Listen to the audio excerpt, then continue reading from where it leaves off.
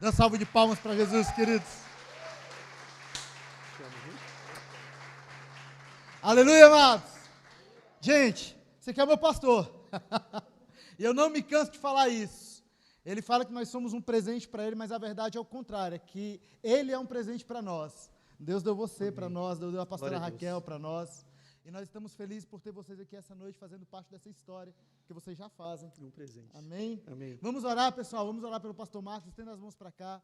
Paizinho, obrigado pela vida do nosso pastor, do pastor Marcos. Obrigado por esse homem de Deus e pela ferramenta que o Senhor tem feito ele ser na tua presença.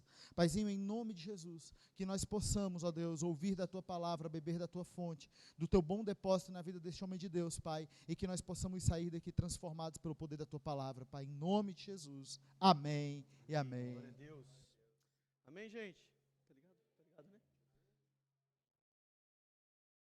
Glória a Deus. Você está feliz com Jesus, irmão? Jesus está feliz com você? Essa é a questão, né? Eu sempre penso que a gente sempre está feliz com Jesus, indiferente da circunstância. Mas Jesus também tem que estar feliz e alegre conosco. Quero dizer que é um privilégio estar aqui, né? Um aniversário e nessa conferência. Quantos visionários nós temos aqui nessa noite? Vou perguntar de novo. Quantos visionários nós temos aqui nessa noite? Glória a Deus. Eu creio que você é um visionário, amém? Fato de você estar aqui te faz alguém de visão, te faz alguém que crê no sobrenatural, faz alguém que crê além daquilo que você vê. Porque visão não é andar por vista. A gente não anda pelo aquilo que nós vemos, nós andamos pelo aquilo que Deus vê, amém? Antes de começar também quero agradecer vocês. Eu sei que vocês oraram pelo meu pai nesses dias, né? E o Senhor, Ele fez a vontade dele. Meu pai, há 17 dias atrás, né, foi recolhido pelo Senhor, mas foi um grande homem de Deus que deixou um legado sobre a minha vida, e o que ele deixou sobre a minha vida eu posso transbordar na vida de vocês nessa noite, amém? Então, obrigado pelas orações, obrigado porque vocês oraram, nós oramos, Deus ouviu nossas orações, tenho certeza, mas Deus é soberano em sua vontade e Ele faz sempre o melhor. Por que Deus sempre faz o melhor? Porque Deus é visionário, amém? A gente vê o hoje, e a gente lamenta o hoje, a gente chora o hoje, a gente chora pelo que aconteceu hoje, mas o Senhor, Ele sempre vê o amanhã. Então eu louvo a Deus, porque Deus, Ele conhece o amanhã, porque Ele é visionário, Ele tem visão, Ele sabe o que vai acontecer na minha vida amanhã, Ele sabe o que vai acontecer na sua vida amanhã, e Ele tem uma história escrita para cada um de nós. Então, Ele sempre vai fazer o melhor, embora às vezes o melhor neste momento não parece ser o melhor para nós, mas Ele sempre vai fazer o melhor em nome de Jesus, amém? E eu queria também dizer que se a palavra de hoje for tão boa quanto foi a palavra de oferta, Deus vai falar muito conosco. Deus falou muito comigo na hora da oferta, em nome de Jesus. Então, se a gente tiver aí, né, a mesma expectativa do que o irmão trouxe aqui, a oferta para nós, eu sei que Deus vai falar muito conosco, amém? Queria ministrar uma palavra, chama-se Um Só Coração, amém? A Bíblia no livro de Amós, capítulo 3, versículo 3, ele diz assim, ó: por acaso podem andar dois juntos, se eles não tiverem em comum acordo? E quando a gente fala em andar juntos, irmãos, se imagina, e aqui essa parte é bem legal, quantos aqui são casados? Levanta a mão, quero te conhecer. Uau! Você imagina se teu carro tivesse dois volantes? Para pensar a confusão. Hã? Você dirigindo um e a sua esposa dirigindo o outro. Como que seria? Sabe como que vocês conseguiriam andar com esse carro?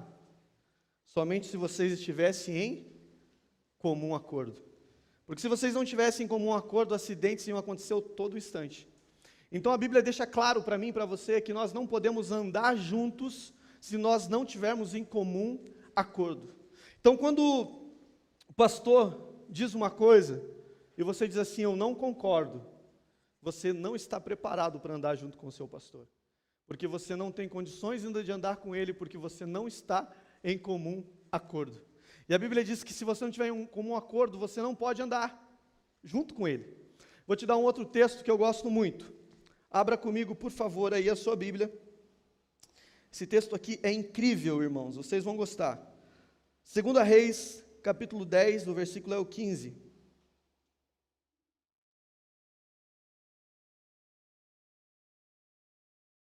2 Reis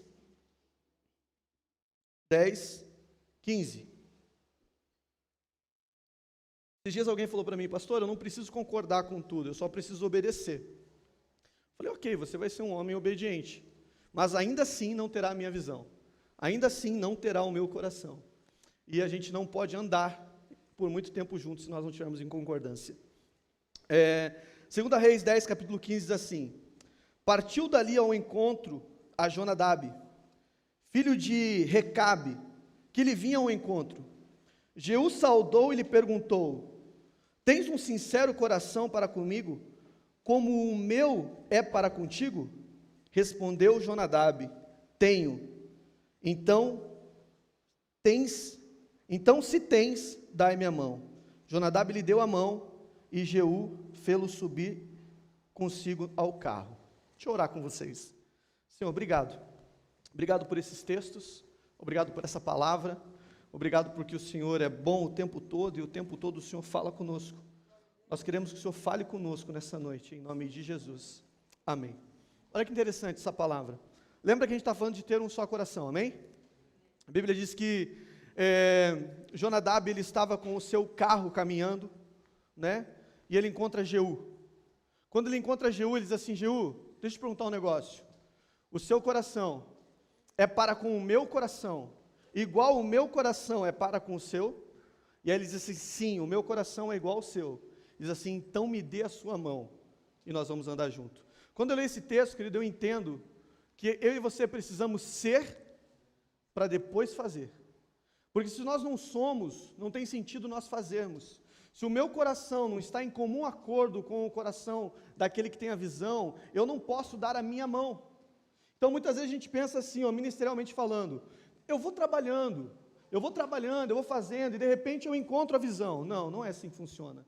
Você primeiro precisa ter o mesmo coração, para depois você dar a mão. Esse texto deixa claro que a gente precisa ter a mesma visão, o mesmo entendimento, o mesmo coração. Ele fez uma pergunta simples: você pensa igual a mim? Você tem o mesmo coração que eu? O meu coração é sincero, o seu coração é sincero também? Sim, o meu coração é igual ao seu. Puxa, então me dê a sua mão e vamos caminhar juntos. Sabe, queridos, quando nós falamos em primeiro ser, para depois fazer, isso é algo bíblico. Deus não quer que você faça algo, enquanto você ainda não for. Porque, deixa eu te dar um exemplo. Quantos lembram do Templo de Salomão na Bíblia? Vocês lembram quem tinha o desejo de construir?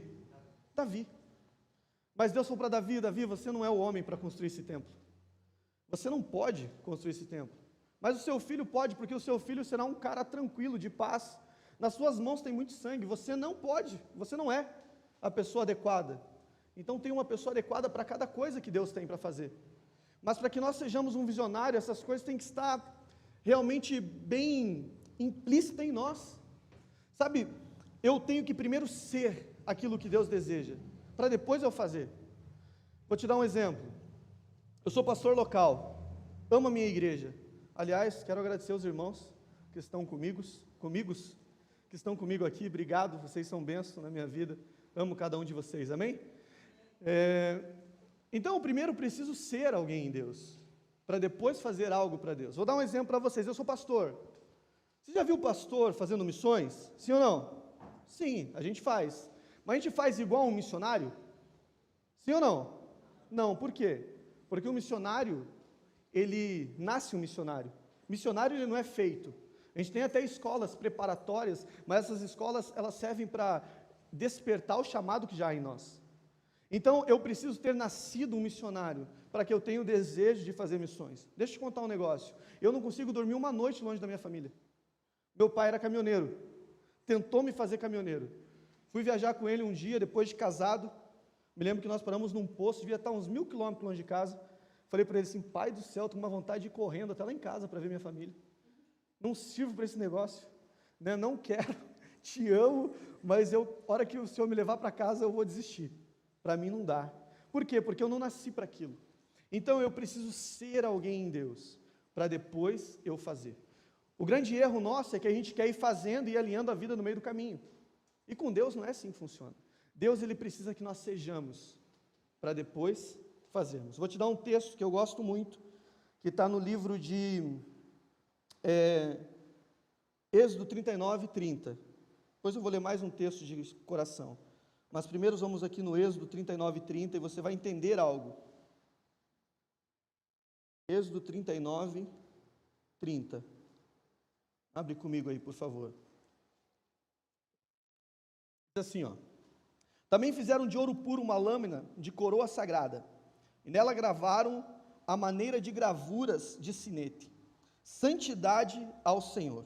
Olha que interessante. Se você já teve o privilégio de ler a construção do tabernáculo e as roupas sacerdotais, você vai ver como era lindo as roupas de um sacerdote. Esses dias eu estava lendo e tentando calcular ali em valores reais, né, do dia de hoje, cheguei num número lá infinito, porque tinha muitas pedras preciosas, muito ouro, muito diamantes, muitas coisas lindas ali, e acabou dando uma conta que não tinha mais fim. Mas quando você olha para a roupa do sacerdote, a Bíblia diz que ele tinha um negócio na sua cabeça chamado mitra. A mitra era o que dava autoridade ao sacerdote. Então, todo sacerdote ele usava aquela mitra, e aquilo dizia que ele era uma autoridade. Porém, em cima da mitra, o que segurava a autoridade, tinha uma placa, né, bem na sua testa, escrito santidade ao Senhor. É como se todas as vezes que alguém olhasse para o sacerdote, a primeira coisa que ele ia ver escrito, era escrito, o Senhor é santo, santidade ao Senhor. Todos os sacerdotes usavam essa placa em sua cabeça. Era como se tivesse ali um mini outdoor, para as pessoas olharem e lerem que o Senhor é santo e que aquele homem era um homem santo. Por que Deus tinha aquilo? Porque a Bíblia diz assim, serem santos porque eu sou santo. Então não adianta, querido, nós fazermos algo para Deus, se primeiro a gente não andar em santidade. Sabe, hoje nós não temos mais essa plaqueta grudada em nossa testa, mas todos nós somos sacerdotes. O que as pessoas têm que olhar para nós e verem? Santidade ao Senhor. Toda vez que um homem comum da rua, toda vez que uma pessoa no seu trabalho, toda vez que alguém na sua escola, toda vez que alguém no seu ambiente de convívio olha para você, ele tem que ler escrito santidade ao Senhor. Porque aí isso te autoriza, isso te dá autoridade para falar no nome dEle. Porque se você não tiver escrito santidade ao Senhor, as pessoas vão dizer assim, quem é essa pessoa? Sabe, eu já vi pessoas se surpreenderem quando outras falam que são cristãos. Sério? Você é cristão? Mas aquele monte de conversa fiada que você conta, aquele monte de piada suja que você fala, e aquele monte de vídeo indecente que você vê, como pode ser cristão se não há santidade? Como pode ser cristão se você ainda não é? Como você pode dizer que é se você ainda não é? Quando Jesus Cristo veio à Terra, qual foi a função de Jesus Cristo vir à Terra, queridos? Quem pode me dizer? Salvar a todos nós, amém? Sim? Sim, mas tem um outro objetivo. Jesus Cristo veio à Terra como Filho de Deus, amém? O nosso irmão da oferta leu ali que ele era o Filho unigênito de Deus, Filho único. Então Jesus veio à Terra aqui como Filho de Deus. Vocês sabem qual é o modelo de filho que Deus aceita? Jesus. Então o que não se parece com Ele, o que não se assemelha a Ele, não pode dizer que é. Vocês estão entendendo? Sim ou não? Então quando Jesus tirou o povo do Egito, não é porque Deus odiava tanto os egípcios, ou tanto o resto do mundo, é porque Deus estava dizendo assim, olha, eu tenho um modelo de povo. O povo que eu amo tem que andar segundo aquilo que eu desejo. Então esse é o modelo de povo que eu tenho para mim. Então o povo de Deus tem um modelo. O povo de Deus tem maneiras diferentes de caminhar, tem maneiras diferentes de falar. E eu não estou aqui pregando costumes, amém? Não estou pregando vestes, não estou pregando se pode isso ou pode aquilo. Eu estou dizendo que o povo santo, o povo de Deus, tem um modelo diferente. É um povo separado. O Filho de Deus tem que se assemelhar ao Senhor Jesus. Algo que eu acho muito interessante é que o Senhor, Ele nunca vai ter netos, sobrinhos, afilhados. O Senhor, Ele tem filhos, amém? Todos somos filhos. Mas você já percebeu que tem alguns que parece que são mais usados do que o outro? Quem já percebeu isso? Será que é porque Deus ama mais um do que outros? Sim ou não? Mas é porque tem alguns que se aproximam mais do Pai. Quantos aqui tem mais de um filho? Levanta a mão. Pensa numa briga eterna, né? A mãe gosta mais de você. Passa a mão na sua cabeça. Né? Lá em casa nós somos em 3. Pensa na pancadaria, irmão. Você se arrebentava. Mas, modéstia à parte, eu sempre estive mais perto dos meus pais. E a impressão que os meus irmãos tinham era qual? Gostam mais do Marcos, porque é o caçula, é o último, né? É o mais paparicado, e não é uma verdade. A verdade é que eu era o filho que queria estar mais perto. Eu era o filho que queria estar mais próximo. Como essa luz. Quanto mais embaixo dela eu estiver, mais iluminado eu vou ficar. Mas quanto mais longe eu for, mais na escuridão eu estarei. Então Deus não tem filhos prediletos. Eles têm aqueles que querem se aproximar mais. Um pai que tem 2 ou 3 filhos, ele não tem um filho preferido, mas ele tem aquele que quer estar o tempo todo junto. Né? Então ele fala assim, sai daí, piá mais chato. Né? Mas ele está ali, te beijando, né? E o irmão está olhando e fala assim, o pai gosta mais daquele. É mais ou menos assim, né? Mas a verdade é que Deus não tem essas coisas. Deus, ele tem filhos, e como filhos todos somos herdeiros. Gosto dos Salmos que diz assim, o Senhor, ele liberou um decreto. Ele assinou um decreto, e ele te deu como herança as nações. Então assim, se Deus te deu as nações, o que você pode pedir para Deus que ele não é capaz de te dar? Você que é um pai, o que você faria para abençoar o seu filho? Qualquer coisa, sim ou não? Nós estamos dispostos a fazer o que for necessário para que os nossos filhos vivam o melhor. Com Deus é a mesma coisa, mas nós temos que ter um entendimento que Ele quer que nós sejamos como Ele, exatamente como Ele é. Uma das passagens que eu gosto muito é quando Moisés se aproxima da sarça. Eu não sei se eu já falei isso para vocês alguma vez ou não, mas eu gosto de pensar sobre isso. Quando Moisés se aproxima da sarça, a Bíblia diz que Moisés ele vê uma sarça ardente e essa sarça não se consumia. Sim ou não? Sim. Por que ela não se consumia, querido? Você já parou para pensar nisso? A sarça é um material muito fácil de pegar fogo. Para vocês que, quem sabe, já conhecem, sabe aquele material que cai do pinheiro, aquele galinho, aquela grimpinha?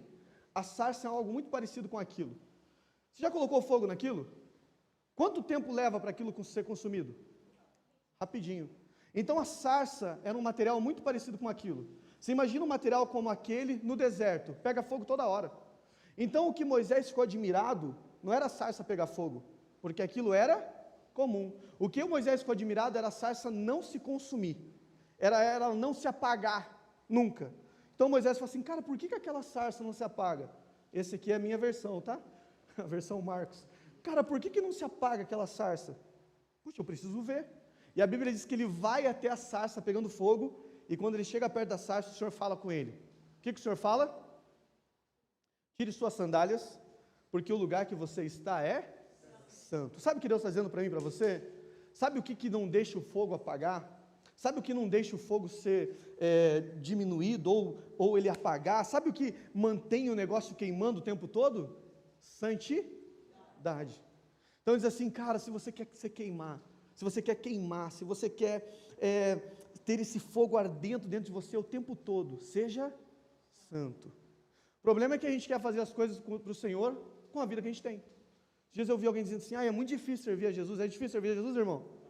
É difícil com a vida que a gente tem. Aí quase impossível. Né? João escreve o quê? E os mandamentos do Senhor não são pesados. Está lá na Bíblia. Os mandamentos de Deus, eles não são pesados. A Bíblia diz assim, ó, tome o meu fardo, que ele é leve. Solta o teu que é pesado e pega o meu que é leve. Mas a gente quer fazer as coisas da nossa maneira, sem ser. E aí não funciona. Quantos aqui têm o desejo de orar para que pessoas sejam curadas? Sabe qual é o meu maior desejo, irmãos? Vou dizer para você. Todo velório eu oro para o defunto. Todo velório. Eu pego assim, às vezes, na mãozinha lá, né? Falo, oh, Deus. Faz esse cara levantar, nem que fique só eu e ele aqui. Né?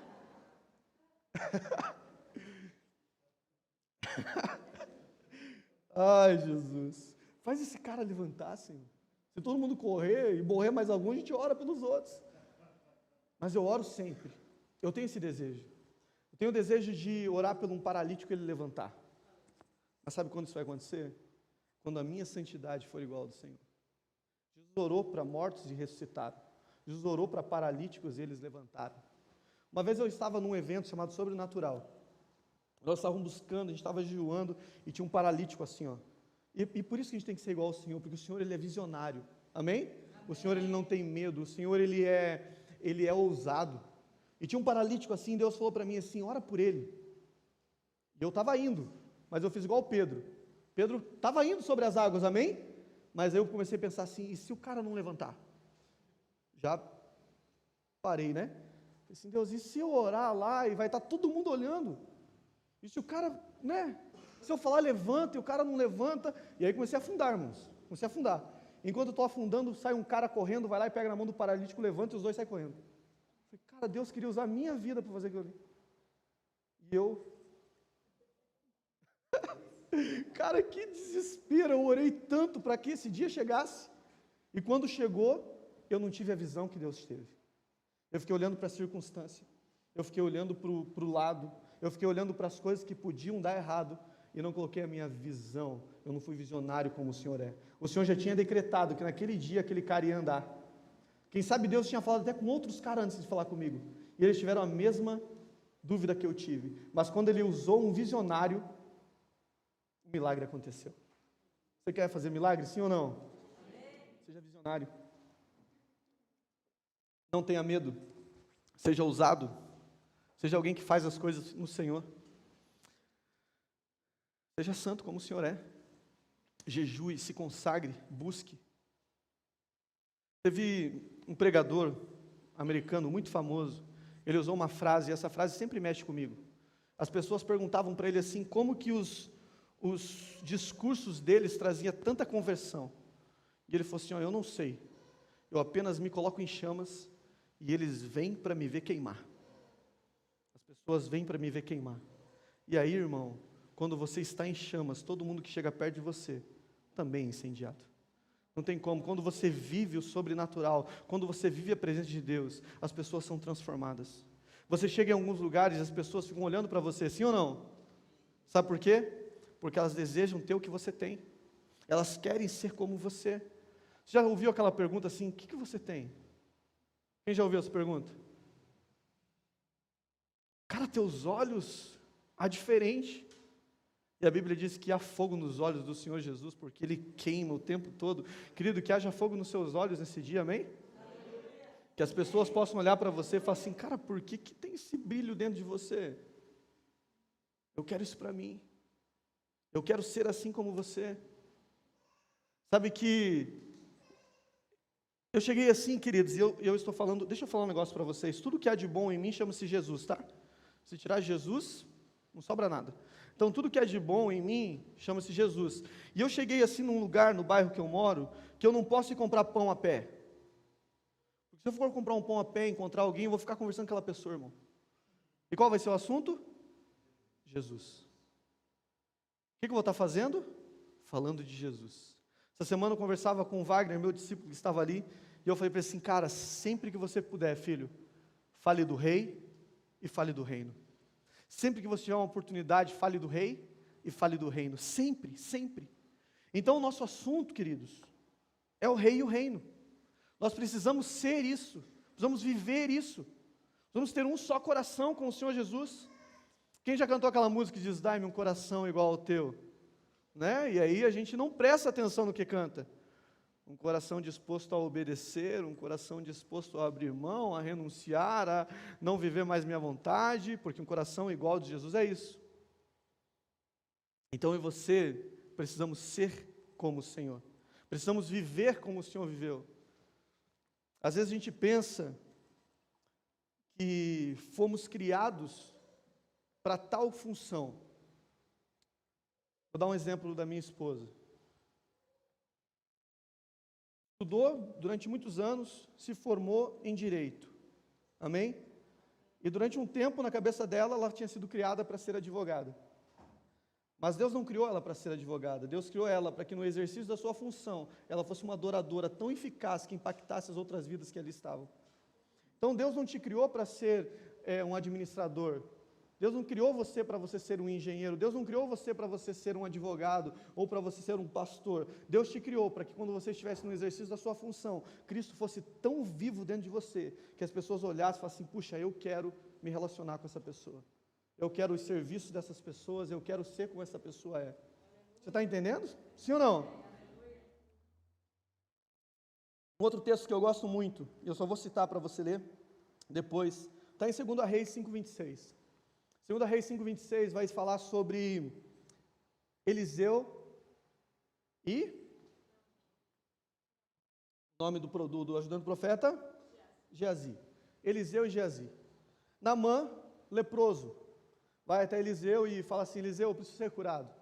Eu trouxe aqui para você alguns presentes, né? Trouxe dinheiro, trouxe roupas, trouxe um pouco disso, um pouco daquilo. Cara, e Eliseu nem recebe ele. Eliseu fala assim, amigão, não quero o seu dinheiro, apenas vá no rio, faça isso, faça aquilo, e você vai ser curado. Ele fica indignado, fala, cara, lá onde eu moro tem rio muito melhor do que esse, mas Eliseu precisava primeiro ser tratado no seu orgulho, porque a sua lepra não era apenas uma doença visível, mas era invisível, era o orgulho de Eliseu que precisava ser tratado. Então, ali um dos seus oficiais convence ele, e ele vai e se banha no rio. Legal, só que aqui entra a questão do coração. Quando o profeta Eliseu sai, Geazi fala assim, cara, era dinheiro demais. Por que ele recusou, cara? Vou fazer o seguinte, vou atrás dele, vou pegar essa grana, vou pegar essa roupa, vou pegar essas coisas e vou ficar para mim. E ele vai, para o Naamã no meio do caminho e fala, ei, puxa, meu senhor mudou de ideia. Mandou eu vir pegar as coisas de novo. Ele vai, pega, esconde tudo bonitinho e se apresenta na frente do profeta. Irmão, não brinca com o profeta, amém, querido? Se você não tem um coração igual ao dele, não brinca com ele, porque ele fala assim, onde você estava, queridão? Sabe quando o discipulador está olhando para você e ele sabe que você está mentindo? É isso que aconteceu. Onde você estava, amigão? Ah, lugar nenhum. Estava assistindo Gênesis. Você não estava não, mentiroso. Você acha que o meu coração não foi com o seu coração quando você foi buscar aquilo que o Senhor tinha recusado? Querido, você pode até ter o mesmo coração, mas se você não estiver disposto a fazer aquilo que Deus manda, não adianta. Você pode até ter entendido a visão do pastor, você pode até ter entendido aquilo que Deus deu para essa casa, mas se mesmo assim você não andar segundo o coração de Deus, não adianta, você vai ser desmascarado. Então o que acontece? Fala, cara, eu fui com você, eu não estava fisicamente com você, mas o meu coração estava junto com o teu, e a Bíblia diz, querido, deixa eu tentar aqui mensurar de forma maior. Eliseu, ele foi ajudante de Elias, amém? Elias quando morreu, o que Eliseu pediu? Porção dobrada. Amigão, eu quero tudo que você tem, só que em dobro, beleza? Geazi, ajudante de Eliseu, o que Geazi podia ter pedido? Porção dobrada. Eu quero tudo que você tem, Eliseu, só que em dobro. Mas porque ele tinha o coração, mas não tinha a visão. A Bíblia diz que Eliseu olha para ele e fala assim, cara, você vai ser leproso a partir de hoje, e a sua descendência nunca mais vai ter um profeta. Olha que história triste, cara. Quando você olha para um homem que tinha tudo para dar certo em Deus, quando você olha para um homem que tinha tudo para ter aquilo que seu líder tinha, só que de forma dobrada, mas porque não foi um cara obediente, não teve. Às vezes nós como pastor somos mal interpretados, sim ou não? Só os pastores disseram assim, né? Sim. Porque muitas pessoas pensam que é pelo serviço que elas serão recompensadas. Você pode servir muito, irmão, e quando virar as costas, falar mal do seu pastor. Esses dias um irmão veio falar para mim assim, fulano falou mal de você, pastor. Eu falei, sério? E como ele se sentiu tão confortável para falar mal de mim na sua frente? Uma coisa oculta aí. Fala para mim, né? Vamos conversar sobre isso. Você deve ter dado alguma liberdade para ele falar mal de mim. Porque às vezes, querido, a gente pensa que por fazer nós seremos. E às vezes a gente acha só porque eu concordo com tudo que o pastor fala, eu também vou ter um lugar. E não é assim, nem aqui, nem com Deus. Eu e você precisamos realmente entender por que fomos chamados. Você já fez essa pergunta para Deus? Por que você foi chamado? Já perguntou para Deus por que Ele te resgatou? Por que Deus tirou você do alcoolismo, ou quem sabe da prostituição, ou quem sabe da mentira? Já perguntou para Deus por que Deus tirou você daquela vida superficial que você tinha, te colocou num nível mais profundo? Quem já fez essa pergunta para o Senhor? E a resposta você obteve? Se você obteve a resposta, faça exatamente aquilo que ele disse. Quando eu olho para a história de Saul, eu vejo um rei que começou de forma brilhante. A Bíblia diz que Saul, ele começou preocupado com o pai, preocupado em ver o profeta, preocupado em levar uma oferta para o profeta, preocupado em servir, preocupado em ajudar, preocupado em fazer, preocupado em agradar o coração do Senhor. Mas no meio do caminho, Saul se perde. No meio do caminho, Saul quer a honra para ele. No meio do caminho, Saul desobedece. E eu acho interessante que, quando ele é confrontado pelo profeta Samuel, ele diz assim: não, eu obedeci. Eu fiz quase tudo que Deus mandou. Quase tudo é tudo, irmão? Sim ou não? Não. Deixa eu te dar um exemplo bem legal. Você que é casado, marido, se você chegar para a tua esposa e falar assim: amor, não, eu sou quase fiel, o que vai acontecer com você? Esses dias a minha esposa falou para mim assim: eu pico você, todinho. Falei: Jeová Jiré. Né? Não, porque não existe quase obedecer, não existe quase servir, não existe quase ser, não existe quase fiel. Sou quase fiel, pastor, eu dou o dízimo de vez em quando. Você é infiel. Você é infiel. Você é infiel. Nós somos fiéis ao Senhor, amém? Amém. Nós obedecemos ao Senhor, amém? Amém? É isso. Então a gente primeiro e depois a gente faz. Porque aquele que faz, ou aquele que ensina aquilo que ele não sabe, ele acaba multiplicando ignorância. Amém? Se eu quiser dar aula de violão, eu nunca toquei violão na minha vida, irmão. O que eu vou ensinar? Hein, Felipe? Meu Deus do céu. Irmãos, amanhã eu vou abrir uma escola de inglês lá na igreja. Não, eu nunca falei inglês. Se Deus não descer sobre mim, fazer um download da língua, eu vou multiplicar a ignorância. Vou contar um exemplo bem simples. Nós temos um casal de vozinho que está na Irlanda, né? O vozinho tem 80 e poucos, a vozinha 80 e lá vai para o lado. Estão lá na Irlanda e andam os dois velhinhos na rua. E a filha dele fala inglês. E aí o velhinho olha para ela e fala assim: você viu o que eles falaram? Só que ele não fala inglês. Ela falou assim: o que eles falaram, pai? Falaram isso, isso, isso, mas não falou nada a ver com aquilo. Ela falou: pai, ele não falou isso. Falou sim, você que não entendeu. Ele não sabe o que está falando. E muitas vezes nós somos assim. Muitas vezes nós multiplicamos aquilo que não sabemos, ou multiplicamos experiências ruins. Quer ver um histórico? O avô era bêbado, o pai é bêbado, o filho é bêbado. Multiplicando coisas ruins. Ah não, mas eu trato meus filhos assim porque eu fui tratado assim.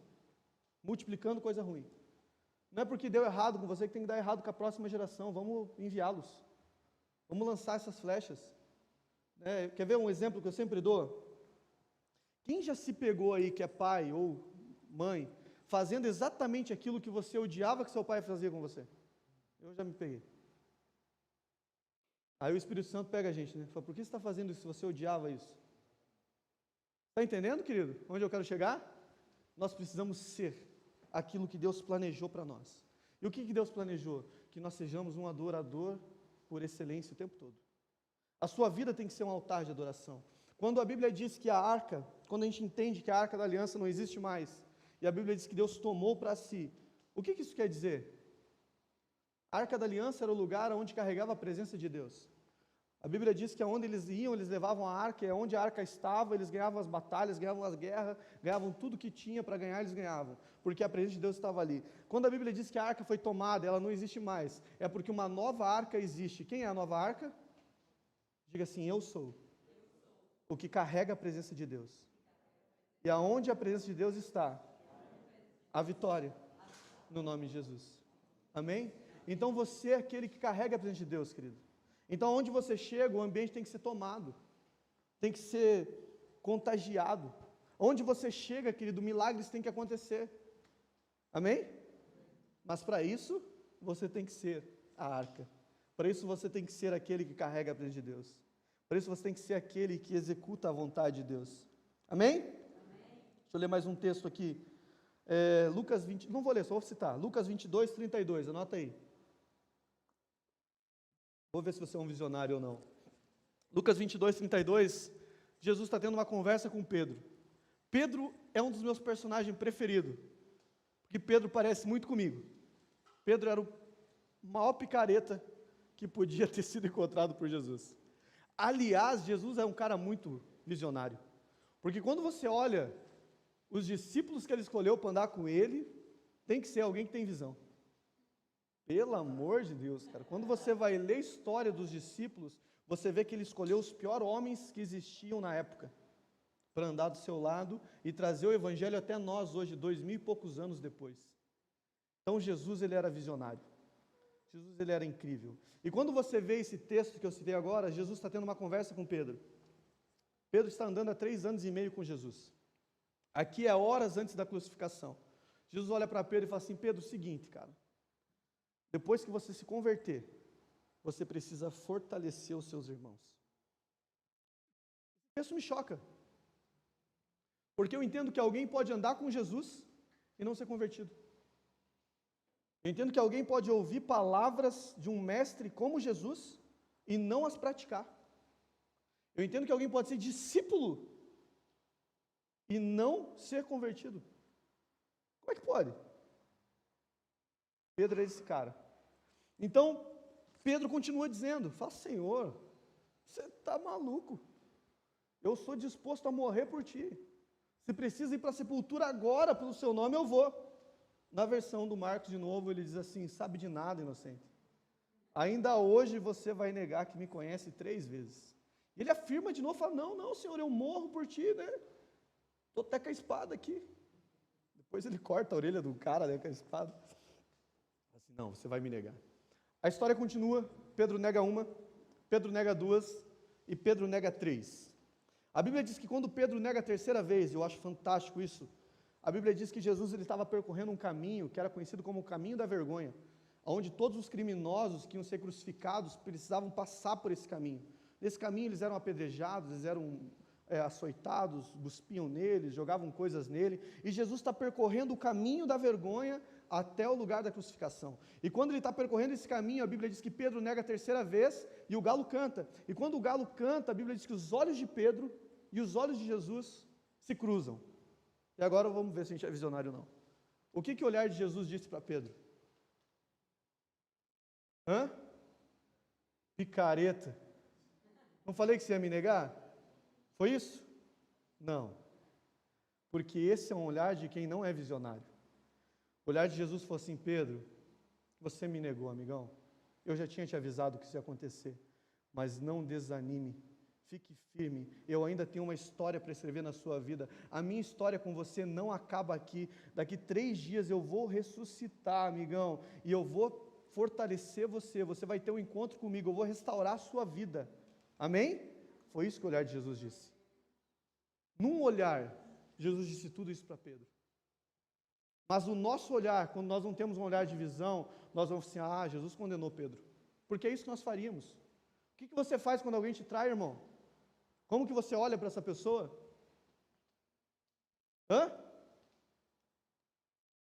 Como que você olha para alguém que te nega? Obrigado pela sinceridade, pastor. Nós somos esse cara. Deixa eu dar um exemplo. Pedro fez custou a vida de Jesus. Amém? Ele podia ter feito algo a mais, mas a gente sabe a história que não mudaria. Se você ganhar uma herança hoje, 150 mil, e o teu irmão levar todo o dinheiro, como que você vai olhar para ele horas depois?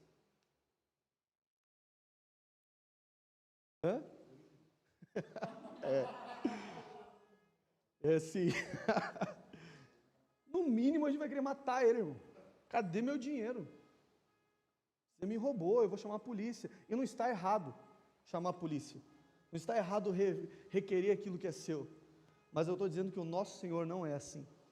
O nosso Senhor, quando Pedro negou Ele, quando Pedro disse que não conhecia Ele, e eles tiveram a oportunidade de se olhar, o olhar de Jesus para Pedro dizia assim: cara, eu te amo. A minha história com você não acabou. Sabe, e a gente vê depois Jesus restaurando a vida de Pedro, amém? Pedro, se tu me amas, fortalece minhas ovelhas. Pedro, se tu me amas, apacenta minhas ovelhas. Pensa na missão, né? Pedro, se tu me amas, cuida das minhas ovelhas, Pedro. Hoje vocês sabem o contexto original dessa história? Existem 3 tipos de amor na tradução original. Amor ágape, que é o amor sacrificial. Então a primeira vez que Pedro falou que amava era ágape. Senhor, eu estou pronto a morrer por ti.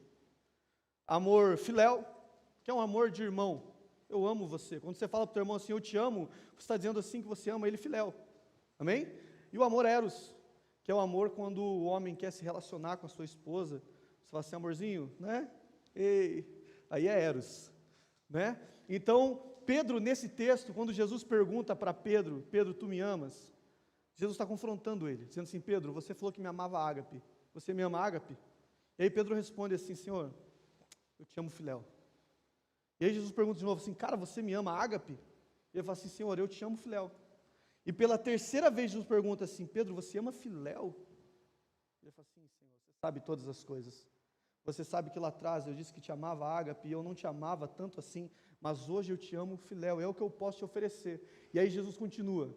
E é por isso que eu entendo que o nosso amor pelo Senhor é crescente. Jesus continua dizendo assim, Pedro, você me ama filéu, mas chegará um dia que você me amará de tal maneira que eles te pegarão, te levarão para outro lugar, um lugar que você não quer ir, e você vai morrer com seus braços abertos, representando a morte que Pedro teria, agora ágape crucificado pelo Senhor Jesus. Então, o nosso amor pelo Senhor, ele é crescente. Amém? Você sabe qual é o texto, que é um dos textos que eu mais amo na Bíblia? É quando o Senhor confronta a igreja dizendo assim, cara, vocês precisam voltar para o primeiro amor, porque deixar o primeiro amor é pecado. Ele diz assim, se arrependam de ter saído deste lugar. E por que eu gosto desse texto, irmãos? Porque para nós que somos cristãos, é um lugar onde nós nunca devíamos ter saído. Porque se o amor para o Senhor é crescente, o nosso amor não tinha como diminuir. O nosso amor tinha que crescer cada dia mais. Nosso amor tinha que se afundar cada dia mais no Senhor e crescer cada dia mais e crescer cada dia mais. Então Deus fala assim, olha, se arrependam porque vocês não estão crescendo em amor. Vocês estão diminuindo. E aí é pecado. Quantos aqui estão dispostos a entregar tudo que tem para o Senhor Jesus? Dá um sinal aí. Glória a Deus pela sua vida que está disposto. Porque assim como o nosso irmão disse, ele entregou tudo por nós. Tudo que ele tinha para entregar, ele entregou por nós. Então o Senhor Jesus, ele era visionário. O olhar de Jesus nunca vai ser um olhar de condenação. Embora eu e você erremos todos os dias. E o que acontece depois do erro? Não sei como você é, mas eu fico destruído. Eu falo assim, por que eu fiz isso? Flavinho me conhece há muitos anos.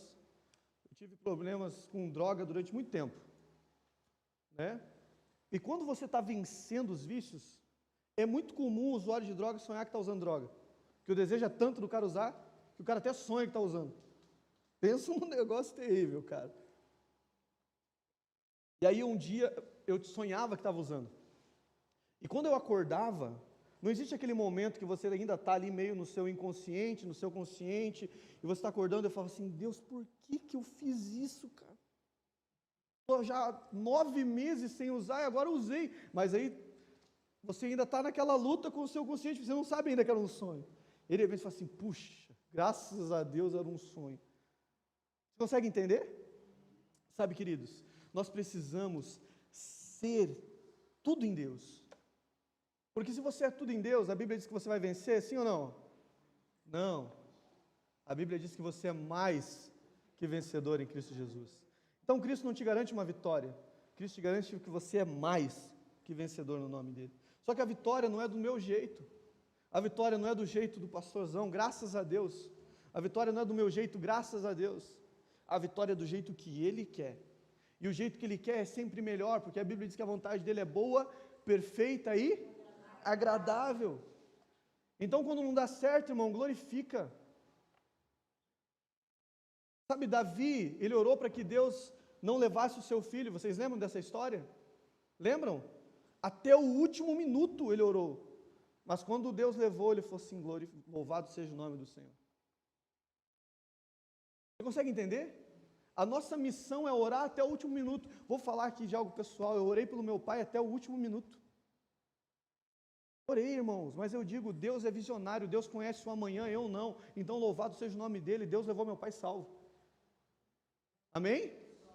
Não existe alegria maior para mim saber que eu fui o filho que batizei meu pai. Sabe, querido, Deus me deu um privilégio como pastor. Meu pai me deu a vida um dia, amém? E eu dei a vida ao meu pai um dia, porque eu pude trazer ele uma nova criatura no Senhor Jesus das águas. Eu pude fazer isso pelo meu pai, eu pude fazer o casamento do meu pai e da minha mãe, porque eles viviam há 30 anos sem ser casado, e meu pai dizia que estava conhecendo minha mãe. Pensa num velhinho picareta. 33 anos de namoro, e eu fiz o casamento deles.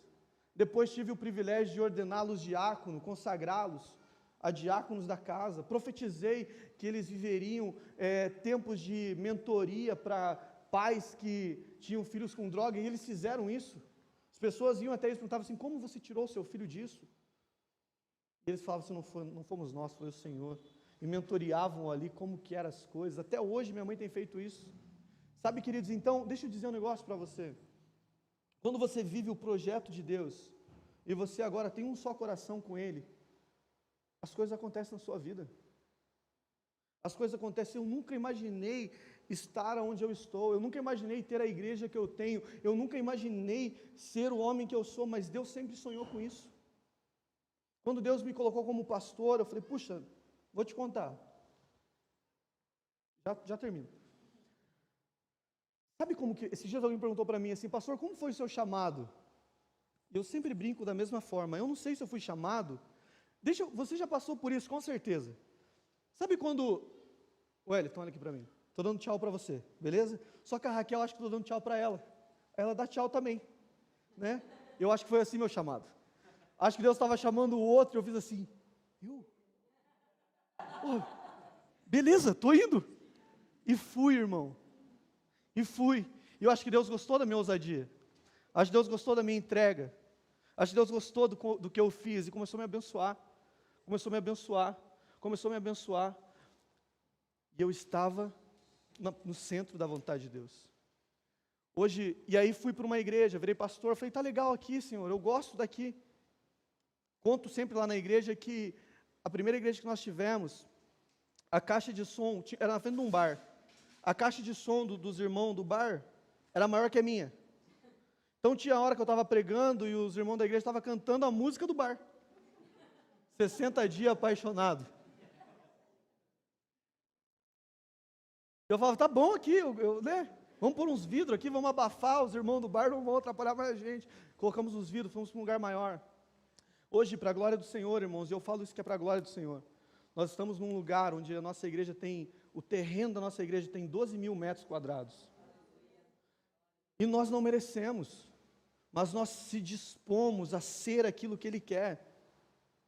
Nós se dispomos. Eu tenho um amigo que eu amo muito, vocês têm que trazer ele para pregar aqui, o Reginaldo. O Reginaldo falou esses dias para mim, vendo eu pregar, ele falou para mim assim, Marquinhos do céu, Deus está ruim de profeta na terra. Eu falei, por quê, irmão? Deus está usando você, cara. Falei, negão, você é um desaforado, cara. Você consegue entender, irmãos? Tem um monte de gente melhor do que eu lá fora, mas ninguém está disponível para o Senhor. O que Deus precisa é um coração disponível a ser alinhado com o coração dEle, a fazer a vontade dEle, a viver para Ele e a morrer por Ele.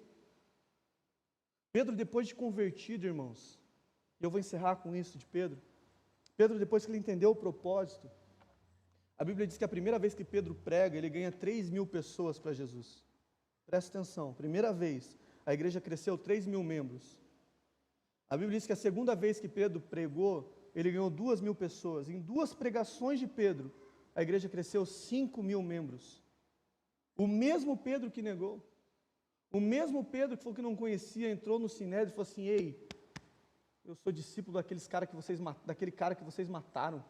Não foi nós que curamos esse homem, eu não sei por que vocês estão nos olhando com os olhos arregalados. Quem curou ele foi Jesus, aquele que vocês mataram. E a história diz que 2.000 homens se converteram com esse discurso. Você imagina a coragem dele para pregar e 2.000 pessoas se converter. Ele negou Jesus no meio de um punhadinho de pessoas, mas quando ele se conheceu em Jesus, quando ele entendeu o que era andar por visão e não por vista, tudo fez sentido. Quando ele entendeu o que era estar no centro da vontade de Deus, tudo fez sentido. Sabe, queridos, Jesus Cristo é aquele que nos traz motivo para viver, amém? Mas o mesmo motivo para viver é o que nos pede para morrer todos os dias para o pecado. É o que nos pede para morrer todos os dias para essa vida mundana. Aquela mesma pessoa que nos traz vida é a que nos pede, morra para este mundo, morra para o pecado. Quando Jesus estava pregando, e Jesus viu que tudo tinha virado um oba-oba, e as pessoas começaram a ir até ele pelos milagres, nem parece com a igreja de hoje, né? Pelos milagres e pela multiplicação e pelo que ele podia fazer, a Bíblia diz que Jesus olha para a multidão e fala assim: gente, acabou. A partir de hoje, quem quer andar comigo precisa morrer, precisa negar a si mesmo, precisa tomar a sua cruz e depois me seguir. A Bíblia diz que na hora, uma multidão deixou de seguir Jesus. E Jesus ficou triste com isso, né? Não. Jesus olhou para os 12, que era discípulo dele, e falou assim: amigão, isso serve para vocês também. Se vocês não quiserem morrer, vocês não são dignos de andar comigo. Então isso serve até para aqueles que são mais próximos de nós. É necessário morrer para este mundo. É necessário andar por visão. É necessário ser um visionário. Ser um visionário é crer naquilo que ainda não existe. Ser um visionário é acreditar que tudo é possível para Deus.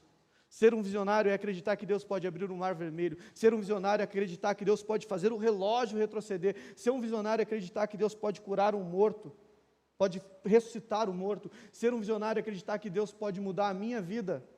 E eu vou dizer um negócio, irmãos. Se Deus deu jeito na minha vida, no meu casamento, Ele pode dar o jeito em qualquer um de nós aqui. Em qualquer um de nós. Se Deus, Ele pode mudar a minha vida, Ele pode mudar a sua. Esses dias alguém falou para mim assim: ah, pastor, você fala isso, você não conhece o traje do meu marido. Eu não conheço o seu marido, mas eu conheço o Senhor Jesus, que pode mudar o seu marido. Ainda fui além, falei: vai começar mudando a senhora que está falando mal dele. Amém, queridos? Amém. Você quer andar por vista ou visão? Você quer andar por vista ou visão? Visão. Você quer ser um visionário? Fica de pé então. Quer chamar os meninos para cá? A gente fazer uma canção. Em nome de Jesus.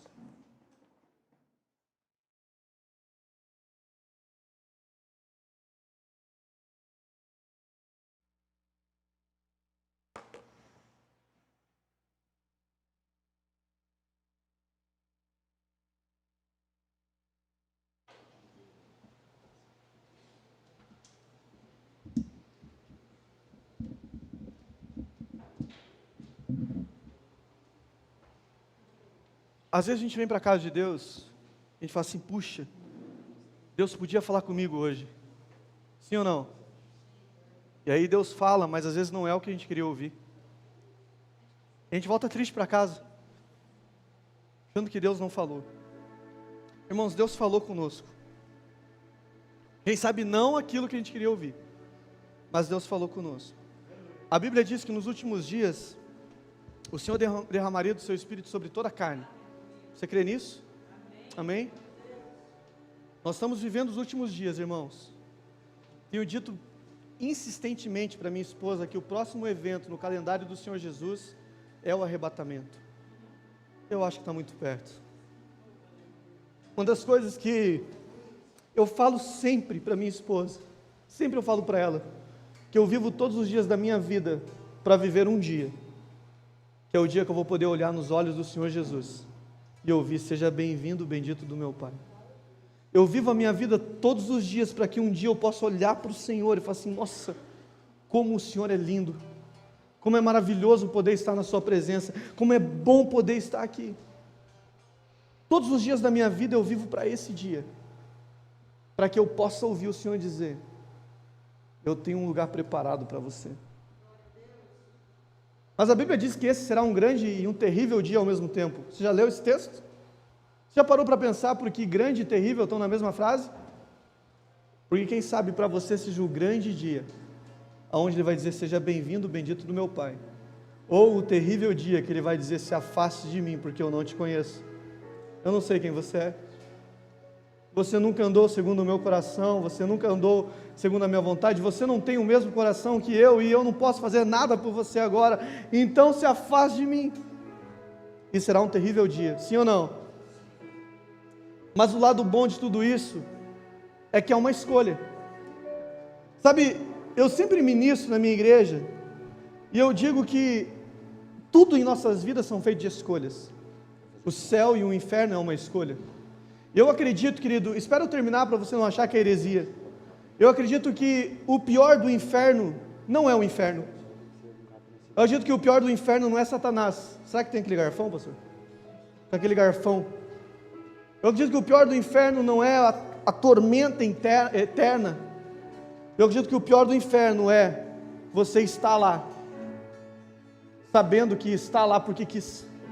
E a Bíblia diz que nós teremos consciência do lugar que estaremos. Então muitos estarão lá dizendo assim, puxa, eu tive a oportunidade de estar com o Senhor, mas eu quis estar aqui. E eu acredito que esse é o pior de tudo. Querido, você tem uma escolha a fazer nesses dias. Temos vivido dias terríveis, dias de pandemia, dias de caos. Eu arranquei a antena da minha casa, minha antena não funciona mais TV. Você devia fazer o mesmo. Toda vez que eu assistia TV eu ficava doente. Meu Deus, meu Deus. Vivemos dias de caos, dias de lamento, choro, de pranto, de dor. Dia onde o Senhor tem recolhido os seus. Dia onde o Senhor tem nos chamado para nos posicionar verdadeiramente.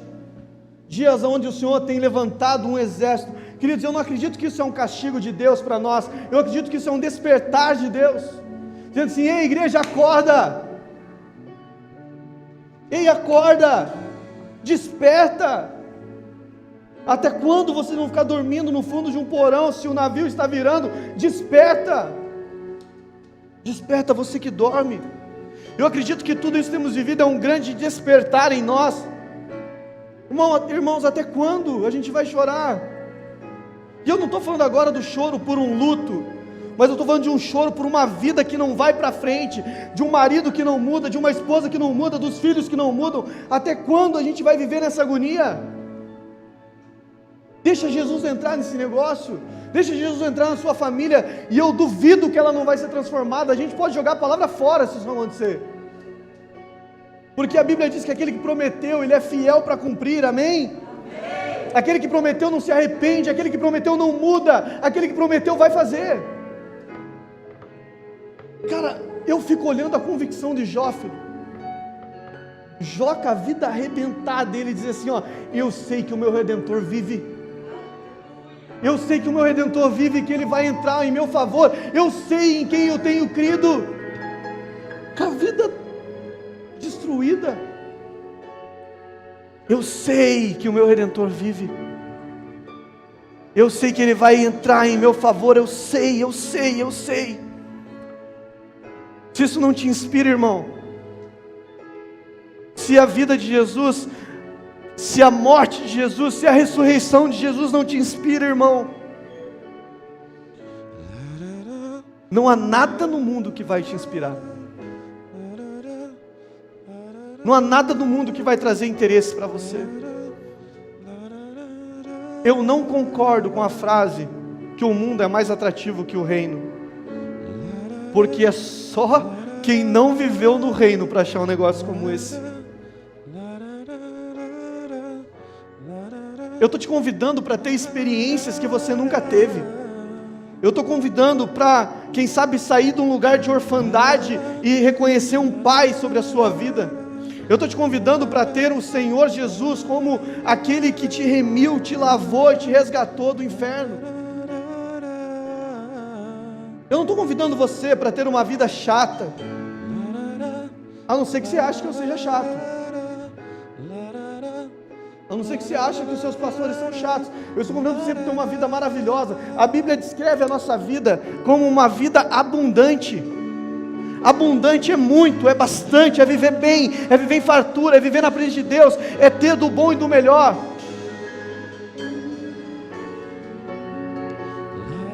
Eu queria chamar você aqui à frente. Você que deseja ser um visionário nesse novo ano. Eu tenho declarado uma frase na minha igreja, que nós viveremos o melhor ano da nossa vida. Amém? E no primeiro mês do ano, eu perdi meu pai. Mas eu ainda declaro que nós vamos viver o melhor ano de nossas vidas, porque isso não está relacionado às circunstâncias humanas, mas está relacionado com o propósito que Deus tem. Não importa. Está sofrendo? Deus te ama. Tem uma canção, já faz algum tempo que ela está rolando, mas diz que Ele é Deus independente da circunstância. Se eu for curado, Ele é Deus. Se eu não for, Ele é Deus. Se eu tiver grana, Ele é Deus. Se eu não tiver, Ele ainda é Deus. Quem precisa do Senhor é você. Deus sem você ainda é Deus. Você sem Ele não é ninguém. Então eu queria convidar você para vir à frente, para a gente orar por você, de forma muito rápida. Se você quiser sair do seu lugar, vem, para a gente poder orar juntos. Enquanto você faz essa canção, você pode tomar uma decisão. Amém? Vem para aqui.